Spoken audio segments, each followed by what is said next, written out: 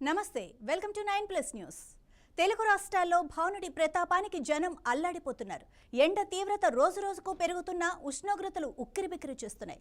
సాధారణం కంటే 3 నుంచి 6 డిగ్రీలు అధికంగా ఉష్ణోగ్రతలు నమోదవుతుండగా తెలంగాణ ఏపీలో పలు జిల్లాలకు వాతావరణ శాఖ రెడ్ అలర్ట్ జారీ చేసింది।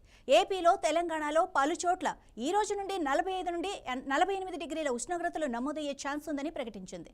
ఎండ తీవ్రత దృష్ట్యా ప్రజలు అప్రమత్తంగా ఉండాలని సూచించారు। ముఖ్యంగా వృద్ధులు, గర్భిణీలు, బాలింతలు తగిన జాగ్రత్తలు తీసుకోవాలని చెప్పారు।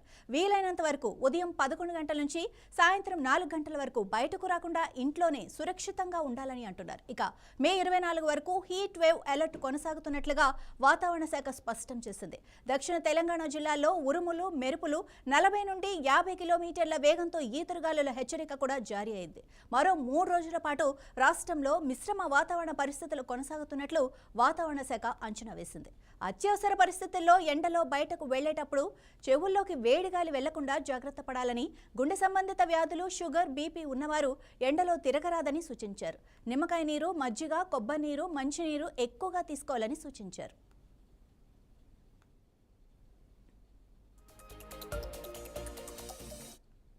సాధారణం కంటే కూడా 3 నుంచి 6 డిగ్రీల ఎండ తీవ్రత అయితే పెరుగుతుందని చెప్పి వాతావరణ శాఖ ముందుగానే హెచ్చరికలు జారీ చేసింది।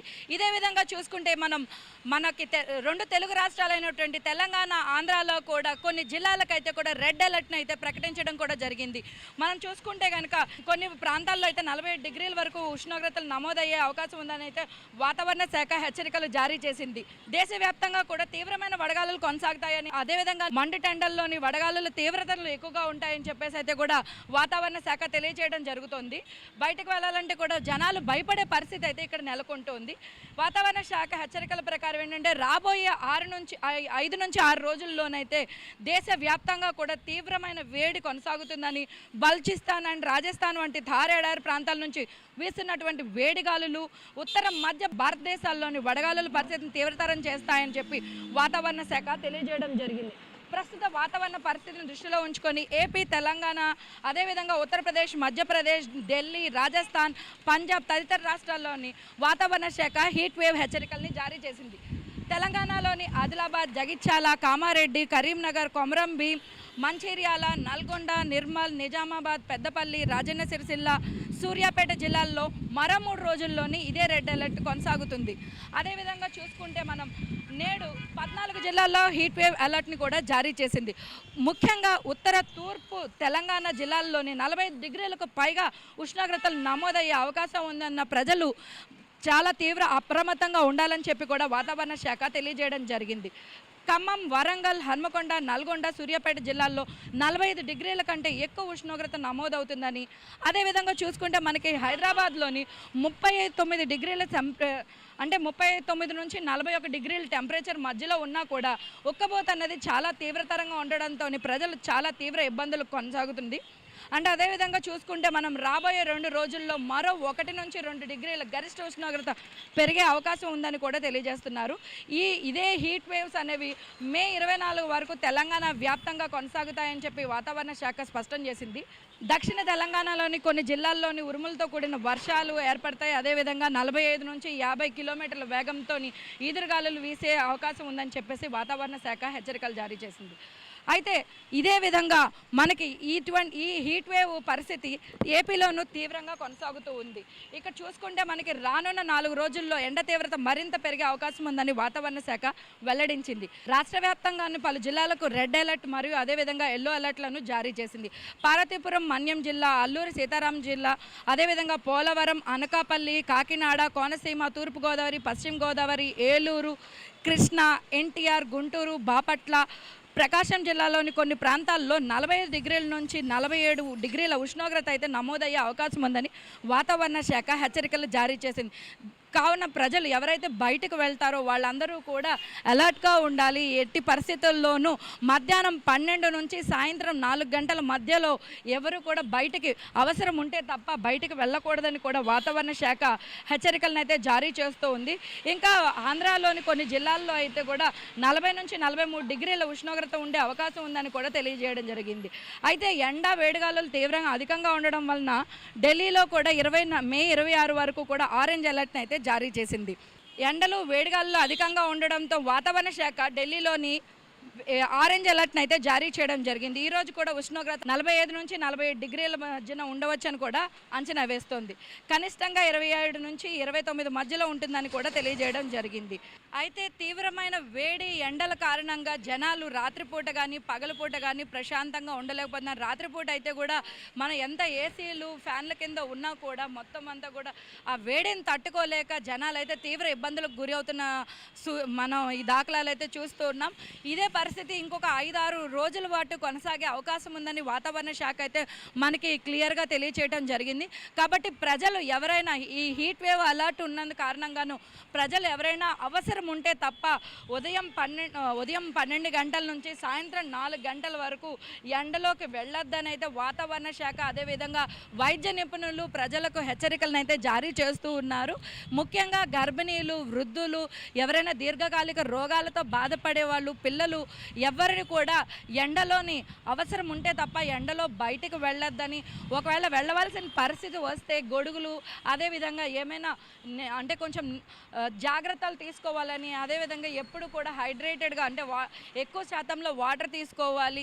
అదేవిధంగా ఓఆర్ఎస్లు, కొబ్బరి బొండం నీళ్ళు ఇలా ఏదో ఒక విధంగా ఆరోగ్యాన్ని కాపాడుకుని హీట్ వేవ్ నుంచి తప్పించుకోవడం, ఈ తీవ్ర వడగాల నుంచి తప్పించుకునే విధంగా కూడా వాళ్ళు తగు జాగ్రత్తలు తీసుకోవాలని అయితే వాతావరణ శాఖ వాళ్ళు హెచ్చరికలను జారీ చేస్తున్నారు. కాబట్టి రానున్న 4 నుంచి 5 రోజుల్లోనే 2 తెలుగు రాష్ట్రాల్లో కూడా వేడి తీవ్రత అధికంగా ఉంటుంది. కాబట్టి ప్రజలందరూ కూడా తగు జాగ్రత్తలు తీసుకోవాలని, అదేవిధంగా అవసరం ఉంటే తప్ప ఎండలో బయటకు వెళ్ళొద్దని చెప్పేసి అయితే మనకి వాతావరణ శాఖ వారు హెచ్చరికలు జారీ చేస్తున్నారు. కాబట్టి అందరూ స్టే సేఫ్, స్టే అలర్ట్. చూస్తూనే ఉండండి 9+ న్యూస్. కెమెరామెన్ సూర్యతో కీర్తి, 9+ న్యూస్.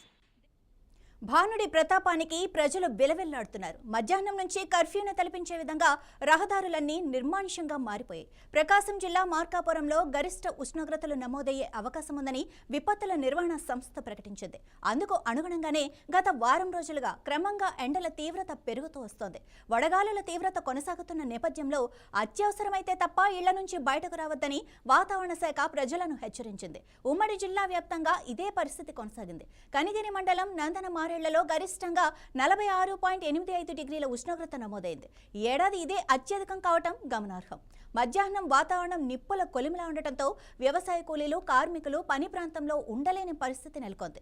ఉపాధి హామీ పనులు సైతం ముందుకు సాగటం లేదు. దీంతో ఇళ్లలోనూ ఉక్కపోతతో అవస్థలు తప్పటం లేదు. చిన్నారులు, వృద్ధుల పరిస్థితి మరీ దయనీయంగా ఉంది.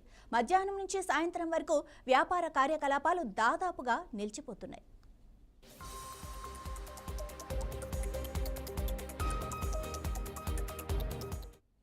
మధ్యప్రదేశ్ నిప్పుల కొలిమిలాగా ఏర్పడుతుంది. గత కొద్ది రోజులను చూస్తే 41-42 డిగ్రీలు ఉన్న ఎండ ఉష్ణోగ్రతలు ఇప్పుడు ప్రస్తుతాన్ని చూస్తే ఈ రోజు 44 నుంచి 45 డిగ్రీలు వరంగల్ నగరంలో ఏర్పడుతుంది. ఇదే కాకుండా చూస్తే మొత్తం తెలంగాణ రాష్ట్ర వ్యాప్తంగా కూడా ఎండ ఉక్కిరి బిక్కిరి చేస్తుందని చెప్పేసి ఉష్ణోగ్రతలు చెప్తున్నాయి.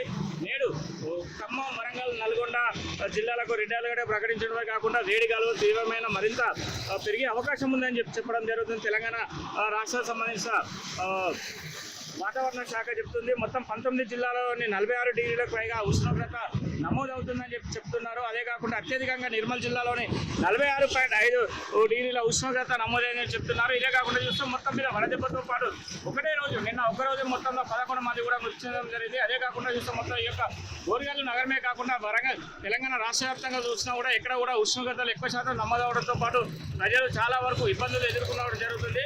దీనిపైన డాక్టర్లు కూడా సరైన సూచనలు ఇస్తూ ఇటు వైద్య ఆరోగ్య శాఖకు సంబంధించిన అధికారులు కూడా మొత్తం ప్రజలు నిర్లక్ష్యంగా ఉండకుండా వారు ఉదయం 11 గంటల లోపు ఏదైనా పనున్నా కూడా చూసుకొని ఇంటికి రావాలి, మళ్ళీ సాయంత్రం 5 తర్వాత బయటికి వెళ్ళాలని చెప్పేసి ఇటు వైద్య ఆరోగ్య శాఖ కేంద్రాలు కూడా చెప్పడం జరుగుతుంది. అదే కాకుండా చూస్తే మొత్తం ఈ యొక్క తెలంగాణ రాష్ట్ర వ్యాప్తంగా ఇదే మొత్తానికైతే ఈ గోల్డ్ మైనింగ్ ఉన్న ఏరియా ప్రాంతంలో చూస్తే ఇటు భూపాలపల్లి కానీ, రామగుండం, కొత్తగూడెం, బొగ్గుట్ట, ఇద్రాంద, మందమర్రి, ఈ మంచిర్యాల తదితర ప్రాంతాల్లో కూడా ఉష్ణోగ్రత వేడి తీవ్రం బాగా ఉండడంతో పాటు ప్రజలు ఇబ్బందులు ఎదుర్కొంటున్నారని చెప్తున్నారు. దీనికి సరైన సూచనలు తీసుకోవాలని చెప్తున్నారు. ఎవరైనా కూడా డిహైడ్రేషన్ అయినా కొద్దిగా కూడా ఇమ్మీడియట్లీ ఎక్కువ శాతం వాళ్ళు ఆరోగ్యం కాపాడుకోవాలని చెప్పేసి అధికారులు కూడా తెలియజేయడం జరుగుతుంది. ఎందుకంటే ఎండలలో కూడా ఎక్కువ శాతం తిరగకుండా ఉండాలని చెప్పేసి ఇటు ప్రజలను కూడా ప్రభుత్వం కూడా కోరుతున్నారు. ఎందుకంటే రాష్ట్ర ముఖ్యమంత్రి కూడా ఈ యొక్క ఎండ తీవ్రత పైన కూడా అధికారులకు కూడా నిన్న దిశానిర్దేశం కూడా చేయడం జరిగింది. ఇదే కాకుండా చూస్తే బయటికి వెళ్ళే వారు కూడా ప్రతి ఒక్కరు మనం చూడొచ్చు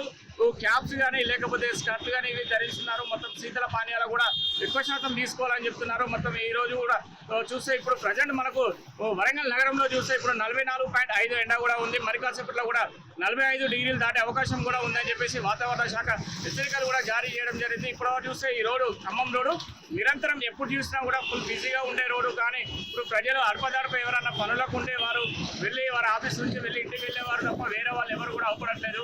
ఇకనైనా కూడా అన్ని జాగ్రత్తలు తీసుకొని జాగ్రత్తగా ఉండాలని చెప్పేసి వాతావరణ శాఖ హెచ్చరికలు జారీ చేస్తుంది. రూపంతో తెలంగాణ రాష్ట్ర వ్యాప్తం మొత్తం బగుబగా మండిపోతుంది. ఎక్కడ చూసినా కూడా నిప్పుల పొలిమిలాగా ఏర్పడుతుంది. గత కొద్ది రోజులను చూస్తే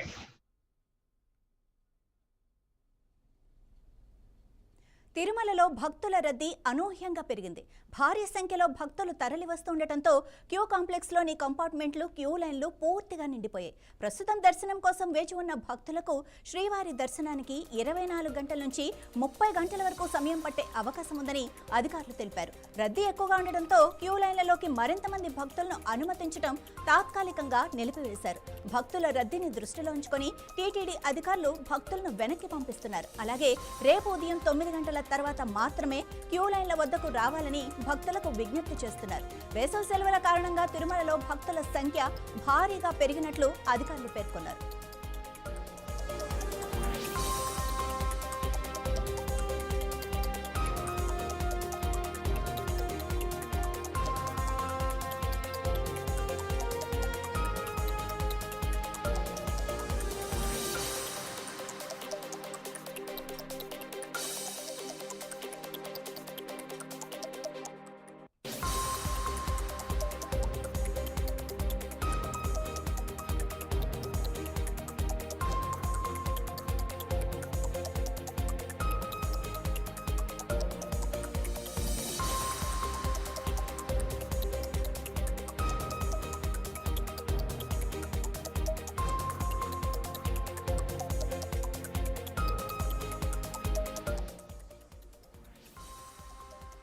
రైట్ దీనిపై మరింత సమాచారం మా ప్రతినిధి వర్మ అందిస్తారు. వర్మ, అసలు ఇంత ఎక్కువగా భక్తులు ఇలా తిరుమలకు రావడానికి గల కారణాలేంటి?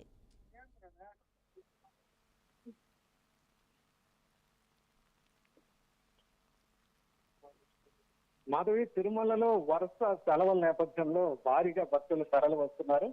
దీంతో దర్శనానికి దాదాపు ప్రస్తుతం 30 గంటల సమయం పడుతోంది. ఇప్పటికే అన్ని దర్శన కంపార్ట్మెంట్లు కూడా నిండిపోయి బయట దాదాపు 4 కిలోమీటర్ల మేర క్యూ లైన్లు వ్యాపించి ఉన్నాయి. ప్రస్తుతం సిచ్యువేషన్ రింగ్ రోడ్డుకి వరకు క్యూ లైన్ చేరుకోవడంతో టీటీడీ కీలక నిర్ణయం తీసుకుంది. ఈ రోజు అర్ధరాత్రి పైన వరకు కూడా కొత్తగా వచ్చిన భక్తులు ఎవరు కూడా క్యూ లైన్ లోకి ప్రవేశించకూడదంటూ కూడా టీటీడీ ఒక ప్రకటన అయితే జారీ చేసింది. ఈ రాత్రి తర్వాత మళ్ళీ క్యూ లైన్ లోకి అనుమతిస్తామంటూ కూడా అధికారులు ప్రకటించడం జరిగింది. ఒక మీద సెలవులు ముగుస్తున్న నేపథ్యం, మరోవైపు పరీక్షల రిజల్ట్ కూడా రావడంతో పెద్ద సంఖ్యలో భక్తులు మొక్కులు తీర్చుకునేందుకు తిరుమల చేరుకుంటున్నారు. దీంతోనే ఈ రద్దీ పరిస్థితి నెలకొంది. దీనికి తోడు తెలుగు రాష్ట్రాల నుంచే కాకుండా మిగతా రాష్ట్రాలు అటు తమిళనాడు, మహారాష్ట్ర, కర్ణాటక నుంచి కూడా నిత్యం పెద్ద సంఖ్యలో భక్తులు సమ్మర్ సెలవులు ఉండడంతో తిరుమలకు వస్తుండడంతో తిరుమల 7 కొండలు కూడా కిటకిటలాడుతున్న పరిస్థితి అయితే ఉంది. దీంతో ముందస్తు టోకెన్ లేని భక్తులు అయితే ఒక రోజంతా దర్శనం కోసం వేచి ఉండాల్సిన పరిస్థితి నెలకొంది. అలాగే ఏదైతే ఆన్లైన్ 300 కానీ ఇతర ముందస్తు టికెట్ ఉన్న భక్తులకు కూడా దాదాపు 5 నుంచి 6 గంటల సమయం పడుతున్న పరిస్థితి అయితే ఉంది. దీనికి తోడు కాలినడకన వచ్చే భక్తులు కూడా పెద్ద సంఖ్యలో మొక్కులు తీర్చుకుంటున్న నేపథ్యంలో రోజుకి దాదాపు 90,000 నుంచి 1,00,000 మంది దాకా భక్తులకు దర్శనం చేయాల్సిన పరిస్థితి అయితే నెలకొందని చెప్పొచ్చు. దీంతో టీటీడీ అప్రమత్తమైన పరిస్థితి అయితే ఉంది. ఇప్పటికే విఐపి దర్శనాలు కూడా కేవలం ప్రోటోకాల్ కు మాత్రమే అధికారులు పరిమితం చేశారు. అలాగే రిఫరెన్స్ లెటర్లు కూడా తీసుకోము, స్వయంగా ప్రోటోకాల్ వ్యక్తులు వస్తేనే వాళ్ళ లెటర్లు తీసుకుంటామని ప్రకటించడం కూడా జరిగింది.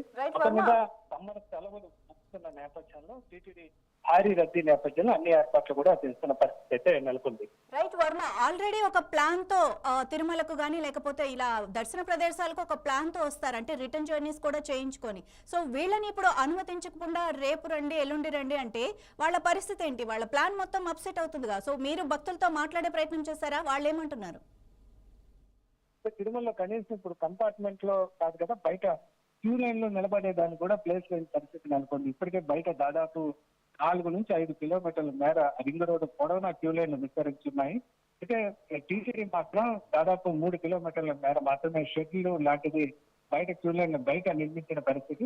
మిగతా భక్తులు ఎండలో నిలబడాల్సిన పరిస్థితి ఏర్పడుతోంది. దీంతో ఏదైతే సామర్థ్యానికి మించి అక్కడ క్యూ లైన్ లోకి బస్సులు వస్తే ఇబ్బందికర పరిస్థితి నెలకొంటుంది.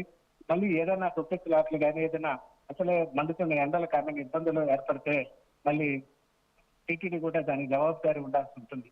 అందుకనే భక్తులకు టీటీడీ విజ్ఞప్తి చేస్తోంది. ఈ రోజు మొత్తం నిండిపోయిన నేపథ్యంలో క్యూ లైన్లు కూడా నిండిపోయిన నేపథ్యంలో ఎవరు కూడా క్యూ లైన్ లో కూడా ప్రవేశించకూడదంటూ కూడా బారికేట్లతో అడ్డంగా అక్కడ ఏర్పాటు చేసిన పరిస్థితి అయితే ఉంది. భక్తులకు పదే పదే టీటీడీ అధికారులు విజ్ఞప్తి చేస్తున్నారు. ఎవరైతే భక్తులు వచ్చారో వాళ్ళు అకామిడేషన్ సెంటర్ లేదా పిలిగ్రిమ్ అకామిడేషన్ సెంటర్ కానీ వసతి గదులు ఒకవేళ తీసుకుని ఉంటే అక్కడే ఉండమని, క్యూ లైన్ అంటే సర్వదర్శన భక్తులకు మాత్రమే, ఏదో టైం స్లాట్ దర్శనం ఉండే భక్తులు ఆన్లైన్ కానీ వీళ్ళని యథా ప్రకారం వాళ్ళ టైం ప్రకారం అనుమతిస్తారు. అయితే ఎలాంటి టికెట్ లేకుండా సర్వదర్శన కంపార్ట్మెంట్ లో వెళ్లే భక్తులకు మాత్రమే ఈ రకమైన విజ్ఞప్తి టీటీడీ చేస్తుంది. వీళ్ళందరూ కూడా అర్ధరాత్రి తర్వాత క్యూ లైన్ లోకి అనుమతిస్తామని చెప్పి అధికారులు స్పష్టం చేసిన పరిస్థితి అయితే ఉంది. Right, thank you Varma.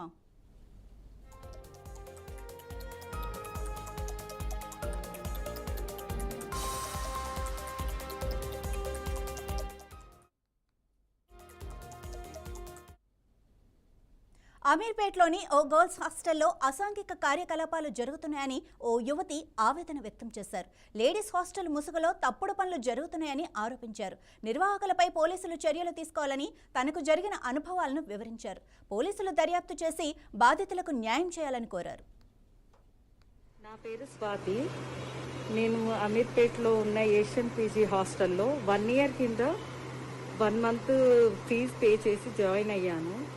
Join అయ్యాక 15 డేస్లోనే నేను వెకేట్ చేశాను. ఎందుకంటే అక్కడ హాస్టల్ మెయింటెనెన్స్ బాగాలేదు. ఆ హాస్టల్లో ఫుడ్ అంత సరిగా ఉండేది కాదు. తర్వాత ఏంటంటే ఆ హాస్టల్ ఓనర్ వచ్చేసి చాలా అంటే బ్యాడ్గా బిహేవ్ చేసేవాడు. వచ్చిపోయే అమ్మాయిలతో కానీ అంటే హాస్టల్లో ఉన్న అమ్మాయిలతో కానీ ఏదో ఒక రీజన్ పెట్టుకొని రూమ్లోకి సడన్గా రావడము అదంతా చేసేవారు. ఏంటి ఇలా ఉంది ఇక్కడ హాస్టల్లో అని అంటే, ఇక్కడ ఇలానే ఉంటుంది, నీకు ఇష్టం ఉంటే ఉండు లేదంటే లేదు అని కూడా మాట్లాడారు. సరే ఇదంతా ఏంది అని చూస్తే అక్కడ ఏంటంటే అబ్బాయిల కోసం అమ్మాయిలను పంపిస్తున్నారు అని కూడా కొంచెం నాకు వేరే అమ్మాయిలు చెప్పడం జరిగింది. ఇదంతా చూసి నాకు అసలు అక్కడ ఉండాలి అని అనిపించకుండా నేను ఆ హాస్టల్ నుంచి వచ్చేసాను. ఇంకొకటి ఏంటంటే ఆ హాస్టల్ ఓనర్ వాళ్ళ అబ్బాయి కూడా ఎలా అంటే నీ నంబర్ ఇవ్వు అది ఇది అని కొంచెం బ్యాడ్గా బిహేవ్ చేశాడు. దానివల్ల నేను చాలా బాధపడ్డాను. నా పేరు స్వాతి. నేను అమీర్పేట్లో ఉన్న ఏషియన్ పీజీ హాస్టల్లో 1 ఇయర్ కింద 1 మంత్ ఫీజు పే చేసి జాయిన్ అయ్యాను. జాయిన్ అయ్యాక 15 డేస్లోనే నేను వెకేట్ చేశాను. ఎందుకంటే అక్కడ హాస్టల్ మెయింటెనెన్స్ బాగాలేదు. ఆ హాస్టల్లో ఫుడ్ అంత సరిగా ఉండేది కాదు. తర్వాత ఏంటంటే ఆ హాస్టల్ ఓనర్ వచ్చేసి చాలా అంటే బ్యాడ్గా బిహేవ్ చేసేవాడు. వచ్చిపోయే అమ్మాయిలతో కానీ అంటే హాస్టల్లో ఉన్న అమ్మాయిలతో కానీ ఏదో ఒక రీజన్ పెట్టుకొని రూమ్లోకి సడన్గా రావడము అదంతా చేసేవారు. ఏంటి ఇలా ఉంది ఇక్కడ హాస్టల్లో అని అంటే, ఇక్కడ ఇలానే ఉంటుంది, నీకు ఇష్టం ఉంటే ఉండు లేదంటే లేదు అని కూడా మాట్లాడారు. సరే ఇదంతా ఏంది అని చూస్తే అక్కడ ఏంటంటే అబ్బాయిల కోసం అమ్మాయిలను పంపిస్తున్నారు అని కూడా కొంచెం నాకు వేరే అమ్మాయిలు చెప్పడం జరిగింది. ఇదంతా చూసి నాకు అసలు అక్కడ ఉండాలి అని అనిపించకుండా నేను ఆ హాస్టల్ నుంచి వచ్చేసాను. ఇంకొకటి ఏంటంటే ఆ హాస్టల్ ఓనర్ వాళ్ళ అబ్బాయి కూడా ఎలా అంటే నీ నంబర్ ఇవ్వు అది ఇది అని కొంచెం బ్యాడ్గా బిహేవ్ చేశాడు. దానివల్ల నేను చాలా బాధపడ్డాను. నా పేరు స్వాతి.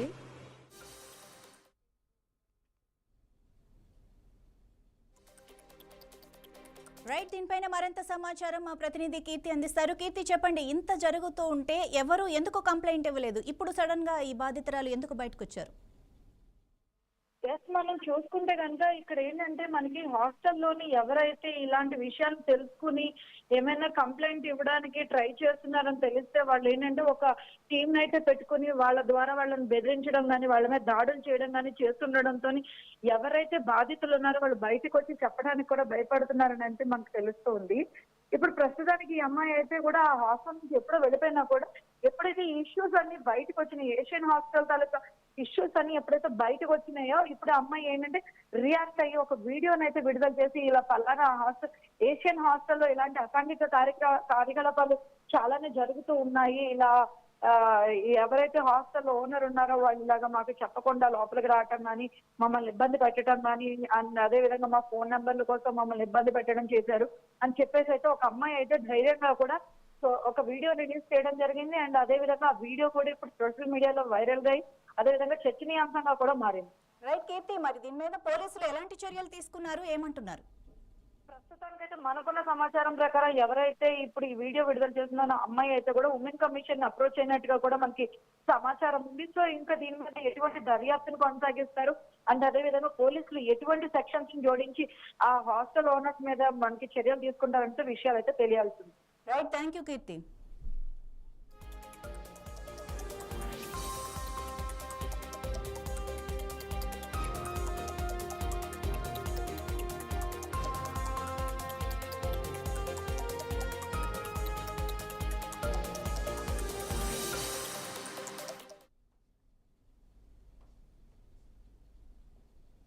తమిళనాడు సీఎం విజయ్ కేబినెట్ విస్తరణ జరిగింది. ముఖ్యమంత్రి జోసెఫ్ విజయ్ తన మంత్రివర్గంలో 23 మంది ఎమ్మెల్యేలకు చోటు కల్పించారు. వీరిలో టీవీకే పార్టీకి చెందిన 21 మంది ఎమ్మెల్యేలు, మిత్రపక్షమైన కాంగ్రెస్ నుంచి 2 ఎమ్మెల్యేలు కొత్త ప్రభుత్వంలో మంత్రులుగా ప్రమాణ స్వీకారం చేశారు. మంత్రుల చేత గవర్నర్ రాజేంద్ర విశ్వనాథ్ అర్లేకర్ ప్రమాణ స్వీకారం చేయించారు. ఇక మే 10న ముఖ్యమంత్రిగా విజయ్ ప్రమాణ స్వీకారోత్సవం చేసిన విషయం మనందరికీ తెలిసిందే. ఇక ఆ సమయంలో 9 మంది టీవీకే ఎమ్మెల్యేలు మంత్రులుగా ప్రమాణ స్వీకారం చేశారు. తాజాగా మరో 23 మంది ఎమ్మెల్యేలు మంత్రులుగా ప్రమాణ స్వీకారం చేశారు. దీంతో మంత్రుల సంఖ్య 32కు చేరింది. ప్రస్తుతం జరిగిన మంత్రివర్గ విస్తరణలో టీవీకే, ఐయుఎంఎల్ భాగస్వామ్యం కాలేదు. కేవలం కాంగ్రెస్ పార్టీకి మాత్రమే 2 మంత్రి పదవులు దక్కాయి. అయితే ప్రస్తుతం ప్రభుత్వానికి బయట నుంచి మద్దతిస్తున్న వీసీకే, సిపిఐ, సిపిఎం, ఐయుఎంఎల్లను సంకీర్ణ మంత్రివర్గంలో లాంఛనంగా చేర్చాలని టీవీకే నాయకత్వం ఆహ్వానిస్తూనే ఉంది. ఇక ముఖ్యమంత్రి విజయ్ ఈ విషయాన్ని ప్రస్తావించారు. మరో 2 మంత్రి పదవులు ఖాళీగా ఉండటంతో టీవీకే, ఐయుఎంఎల్ పార్టీలకు దక్కే అవకాశం ఉంది.